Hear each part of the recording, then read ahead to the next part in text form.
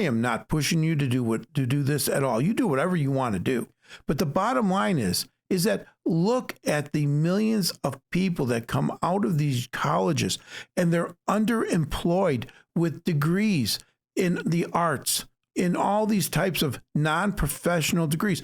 The idea that you go to college and don't come out with a degree that is a professional degree is really kind of stupid in this day and age if you've got to pay for it, if you've got to pay the student loan off. Like I said, if someone else is paying the toll and you can come out with a history degree, that's fine. Then go do what you want to do, and whether you can use that history degree or not. Sometimes one of the things about having a degree in almost anything, it allows you to get usually into a corporation as a salesperson.